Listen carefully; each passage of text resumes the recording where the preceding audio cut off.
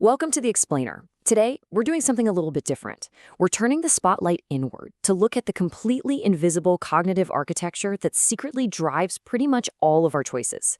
We really like to think of ourselves as these highly rational beings, right?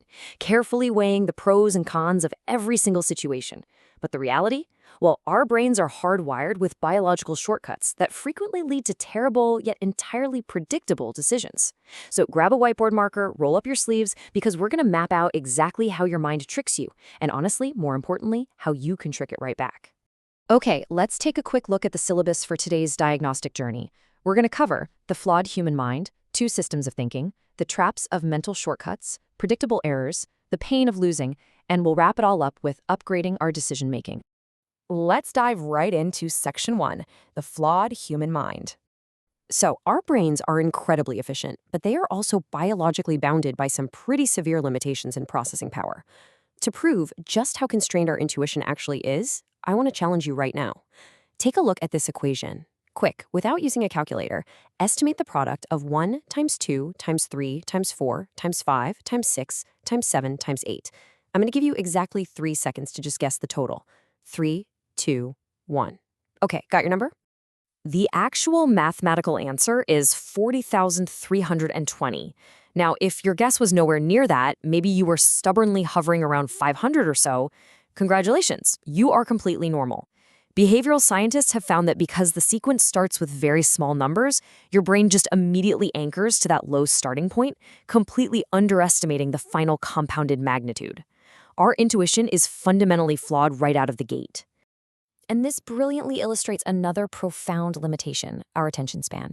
In the super famous Invisible Gorilla study, researchers asked participants to intensely focus on counting basketball passes between players wearing white shirts. Because their attentional capacity was absolutely maxed out doing this, 50% of the viewers completely missed a person in a full gorilla suit walking right through the middle of the game. It's wild. When our minds are intensely focused, we literally filter out objective reality just to prevent sensory overload. Which brings us to Section 2, two systems of thinking.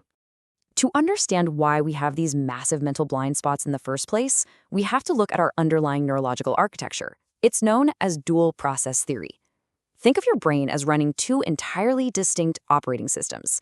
System 1 is your default. It is incredibly fast, automatic, and reflexive, and it operates entirely below your conscious awareness, just to keep you alive. Then you have System 2.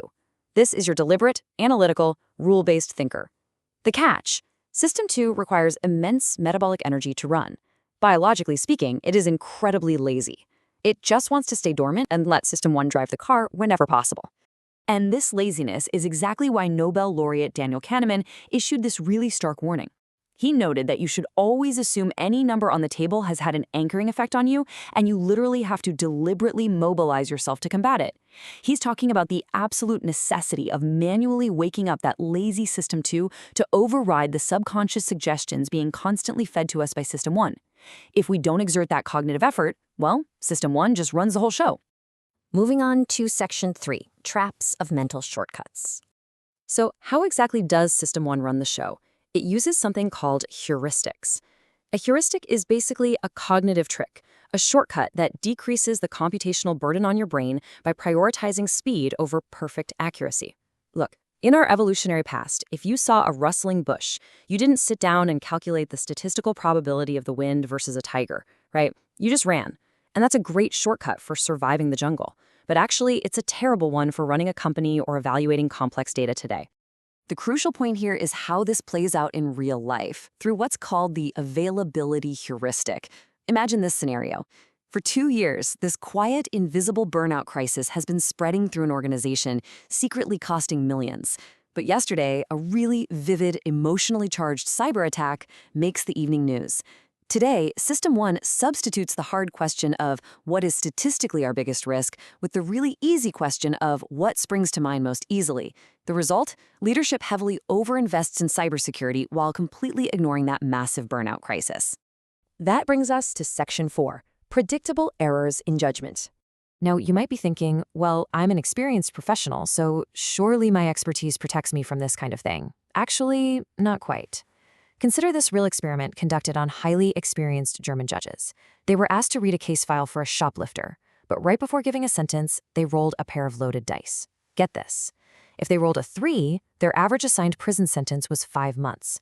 But if they rolled a 9, the average sentence jumped to 8 months. A completely random, irrelevant dice roll fundamentally altered professional legal outcomes. Why? Because the number acted as a subconscious anchor that even their deep expertise failed to override. And then, of course, we have the Dunning-Kruger effect. This research was actually famously inspired by a man named MacArthur Wheeler, who robbed 2 banks in broad daylight. His brilliant disguise? He literally rubbed lemon juice all over his face, genuinely believing its chemical properties made him invisible to security cameras. I mean, you can't make this stuff up. But it beautifully and honestly terrifyingly illustrates a metacognitive deficit. The exact same skills you need to be competent in a domain are the skills you need to evaluate your own competence. If you lack the skill, you also lack the ability to know you lack it, leading to extreme lemon juice levels of overconfidence. Let's look at Section 5, the pain of losing. Okay, now we're going to tackle one of the absolute most powerful biological biases ever discovered, prospect theory. If you find a $100 bill on the street, you experience a really nice boost of psychological joy. But if you lose a $100 bill from your wallet, the psychological pain you feel is roughly twice as intense as the joy of the gain. And brain imaging actually backs this up. The sting of a loss activates the fear centers of your amygdala so much more aggressively than a gain activates your reward circuitry. We are just fundamentally wired to avoid losses at all costs. So when you take that anchoring effect we talked about and combine it with loss aversion, you get what is known as transactional stagnation. Imagine a salary negotiation or maybe a massive corporate merger. One party sets this extremely high initial anchor price. Because that anchor establishes the baseline in the brain, any reasonable compromise offered by the other side isn't actually viewed objectively. Instead, it is neurologically processed as a painful, unacceptable loss from that very first anchor. This weird biological quirk is exactly why so many everyday deals and billion-dollar mergers completely derail. Finally, Section 6, upgrading our decision-making. All right, we've thoroughly diagnosed the flaws here, so let's talk about the treatment. The actual process of cognitive debiasing requires immense mental heavy lifting. First, you have to recognize the environmental triggers that causes System 1 bias. Second, you must deliberately decouple yourself from that fast emotional response. And third, you have to force a System 2 analytical verification.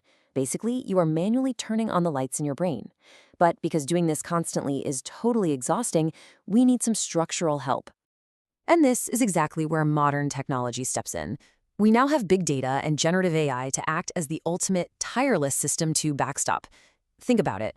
Unlike human executives, an AI doesn't suffer from decision fatigue at 4 p.m. on a Friday. It can analyze multi-dimensional data sets without selectively filtering out the data that contradicts its own assumptions. It basically acts as an automated devil's advocate, generating counterarguments and breaking us out of our own confirmation bias echo chambers.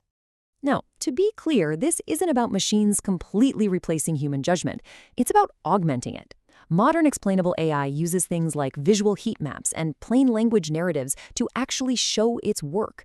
This fosters what we call a collaborative, mutual theory of mind. The human provides the contextual, real-world intuition, and the machine provides the rigorous, totally unbiased mathematical check. It really is the perfect partnership to balance out our evolutionary blind spots. Which leaves us with this final kind of provocative question to consider.